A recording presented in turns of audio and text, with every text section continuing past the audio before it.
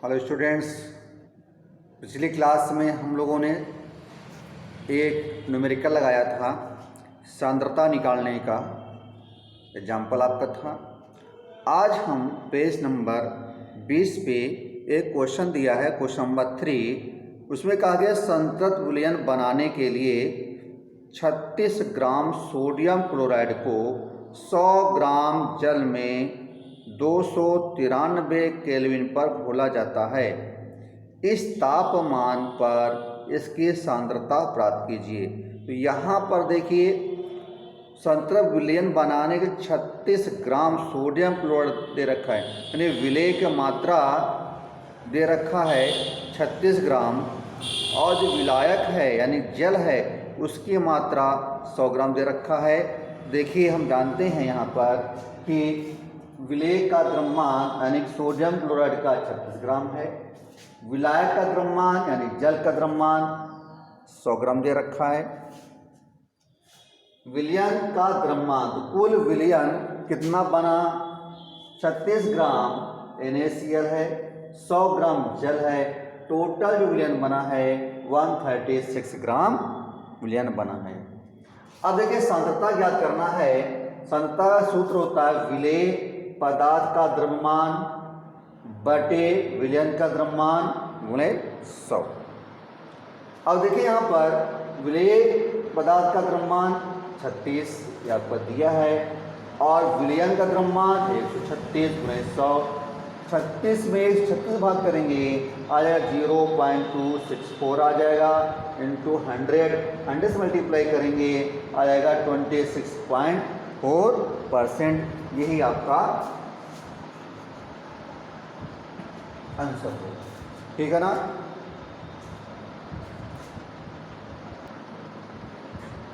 अब बच्चों, अब हम लोग पढ़ेंगे टिंडल प्रभाव। टिंडल प्रभाव क्या होता है कि जब बहुत ही छोटे कण हों और वो विषमांगी मिश्रण बना लेते हों, तो इन छोटे छोटे कणों को हम कोलाइड कहते हैं।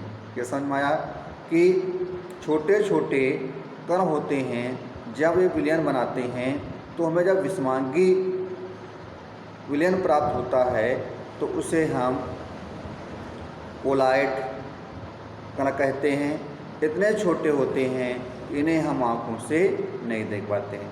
जैसे एग्जाम्पल तौर पे अगर हमने देखा है कि अगर किसी कमरे में छोटा सा छिद्र है तो उसे देते झिलमिलाते हुए कुछ कण आते हैं,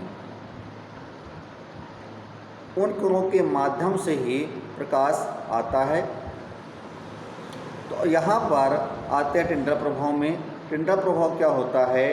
देखिए यहाँ पर कि कोलाइड कणों के छोटे आकार के कारण हम इसे आँख से नहीं देख पाते हैं। यानी जो कोलाइड के जो कण होते हैं इतने छोटे होते हैं कि इनको हम अपनी आँखों से नहीं देख पाते हैं, लेकिन ये कण प्रकाश को आसानी से फैला देते हैं, चारों तरफ फैल जाता है। प्रकाश की किरण का फैलना टिंडल प्रभाव कहा जाता है। जैसे अभी हमने बताया है कि कमरे में छोटे क्षेत्र के द्वारा प्रकाश का आना, कि देखिए कमरे में डायरेक्ट प्रकाश नहीं आता, सूर्य का प्रकाश नहीं आता है। वो जब कमरे में खिड़कियाँ होती हैं, खिड़की के माध्यम से प्रकाश आता है। होता क्या है कि जब प्रकाश इन कणों पर पड़ता है, छोटे छोटे कणों पर पड़ता है, तो ये कण क्या कहते हैं? ये कण जो होते हैं प्रकाश को फैला देते हैं चारों तरफ। यही प्रकाश हमारे कमरे तक आता है। अगर इसको आपको देखना है, यदि खिड़कियाँ बंद कर दिया जाए, दरवाजे बंद कर दिया जाए, केवल एक छोटा सा कमरे में छिद्र कर दिया जाए, तो आपको झिलमिलाते हुए छोटे छोटे कण आपको हल्का से नज़र आते हैं, इससे प्रकाश आता है। आप देख सकते हैं, ठीक है। इसका आप स्क्रीनशॉट ले सकते हैं।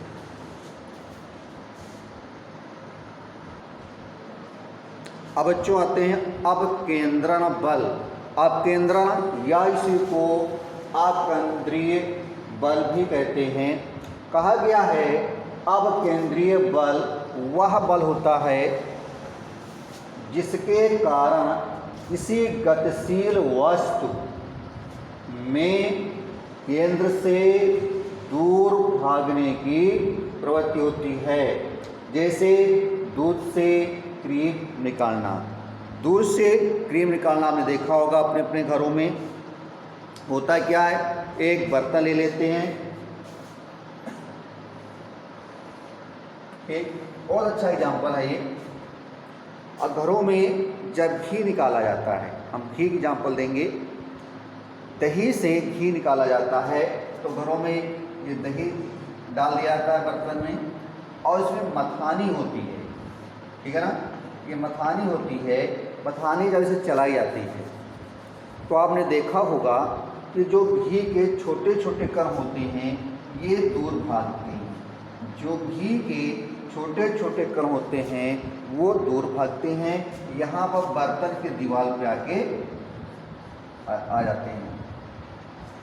तो ये क्या है, देखिए जब मथानी चलाते हैं दही में तो दूध जो आपके घी के जो कण होते हैं, घी के छोटे छोटे कण होते हैं, तो मथानी चलाई जाती है तो कहा गया है कि ये क्या होते, इस मथानी से दूर भागते हैं। केंद्र से दूर भागने की प्रवृत्ति होती है।